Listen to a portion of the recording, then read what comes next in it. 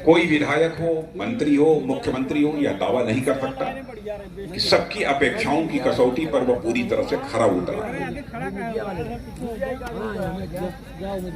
आप यह कह सकते हैं कि रत्नाकर जी ने यह काम तो किया लेकिन यह नहीं किया, यह कर दिया होता तो ज्यादा अच्छा था, यह तो कह सकते हैं। लेकिन बहनों भाइयों, एक बात मैं दावे के साथ कह सकता हूं, जितना मैं रत्नाकर मिश्र को जानता हूं कि कोई मां का लाल उंगली उठाकर नहीं कह सकता कि हमारे रत्नाकर मिश्र के दामन पर भ्रष्टाचार की दाग लगी हुई है, यह कोई नहीं कह सकता।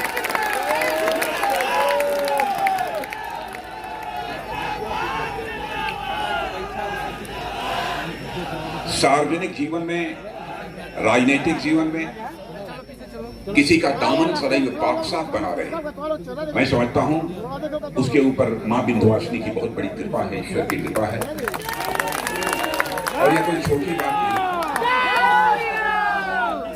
और मैं आपको याद दिलाना चाहता हूं,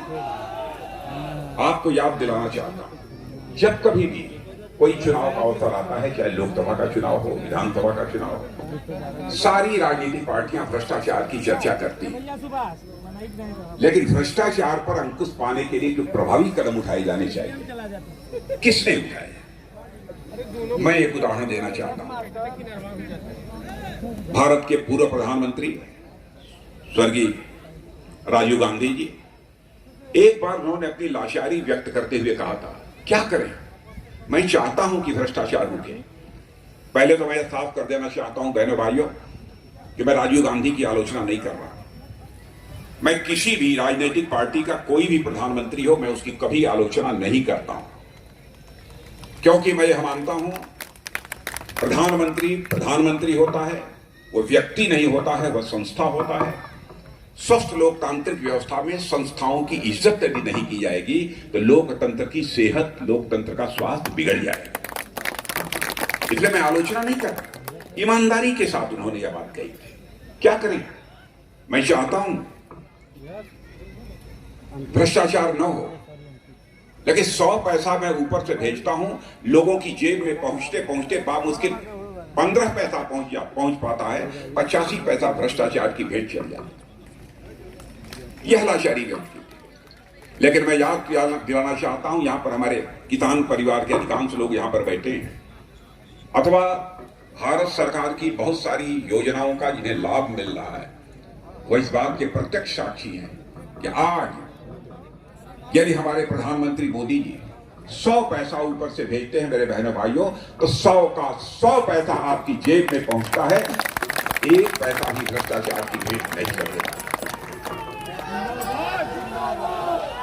भ्रष्टाचार पर भी अंकुश पाना है तो नैतिकता के प्रति प्रतिबद्धता होनी चाहिए, वो अपनी जगह पर है, यह सैद्धांतिक बात है। लेकिन जब तक सिस्टम में बदलाव नहीं लाया जाएगा, जब तक व्यवस्था में बदलाव नहीं लाया जाएगा, तब तक कोई भ्रष्टाचार पर प्रभावी अंकुश नहीं लग सकता। और यह काम हमारी सरकार ने प्रारंभ किया है। मैं यह दावा नहीं करना चाहता कि हमारी सरकार में भ्रष्टाचार पूरी तरह से समाप्त हो गया है, लेकिन भ्रष्टाचार पर अंकुश पाने के लिए प्रभावी तरीके से हमारी सरकार ने कदम उठाए हैं। जहां तक जनहित की योजनाओं का प्रश्न है, अधिकांश लोग जो यहां भी बैठे हैं उसमें लाभान्वित हुए होंगे। अब जैसे आवास की योजना हम लोगों ने प्रारंभ की, हमारी सरकार का यह संकल्प है मेरे बहनों भाइयों, कुछ ही साल 1.5 साल और लगेंगे, ज्यादा से ज्यादा हिंदुस्तान में एक व्यक्ति भी शेष नहीं बचेगा जिसे अपना सिर ढकने के लिए पक्का छत न मुहैया हो जाए, एक व्यक्ति भी शेष नहीं। और आज भी जितने लोग यहां पर मौजूद हैं, मैं दावे के साथ मैं कह सकता हूं, इनमें से भी कुछ लोगों को पक्का मकान जरूर मिला होगा। इसके अतिरिक्त गरीब माताएं बहनें लकड़ी जलाकर, अंगीठी जलाकर, धुएं में आंखों से पानी चलता रहता था, फेफड़े खराब हो जाते थे, आयु कम हो जाती थी। संवेदनशीलता का परिचय दिया हमारे प्रधानमंत्री, और उसने कहा कि हिंदुस्तान का एक घर भी शेष नहीं बचना चाहिए जहां की माताओं बहनों को खाना बनाने के लिए एलपीजी गैस सिलेंडर न मिल जाए, और वह मुहैया कराए। और मैं आपको यह भी बताना चाहता हूं, आप सरकार बनाइए मेरे बहनों भाइयों। होली और दिवाली पर एक एक गैस सिलेंडर मुफ्त मुहैया कराई जाएगी, यह हमारी सरकार का। ऐसे ही बहुत सारी योजनाएं। प्रधानमंत्री किसान सम्मान निधि के अंतर्गत 6,000 रुपया जो बैठे हैं यहां पर, एक शायद ही कोई किसान परिवार हो जो बचा हो, नहीं सभी किसान परिवारों को यह सुविधा मिल रही है। आयुष्मान भारत योजना अद्भुत योजना। और यहां जो बैठे हैं इनमें से भी कुछ लोगों को आयुष्मान भारत कार्ड मिला होगा। जिनको मिला है जरा हाथ उठाइएगा, जिनको न मिला हो मत उठाइएगा। काफी लोगों को मिला है।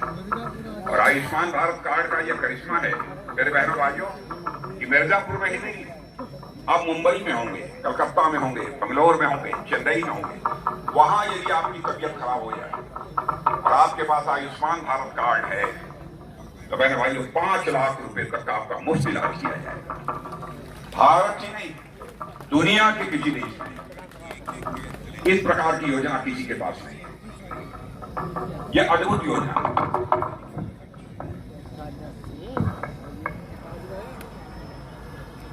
इतना ही नहीं, इतना मैं आपसे कहना चाहता हूं। बातें बहुत सारी हैं, लंबी चौड़ी चर्चा नहीं करूंगा। इतना ही कहना चाहता हूं, भारतीय जनता पार्टी का जहां तक प्रश्न है बहनों भाइयों, आपके भरोसे को किसी भी सूरत में टूटने नहीं देंगे। हमारे यहां व्यक्ति कुछ कहे वह तो हो सकता है जो पूरा ना, लेकिन यदि पार्टी ने कुछ कह दिया तो पूरा होकर रहेगा, यह बात मैं दावे के साथ नहीं कहता।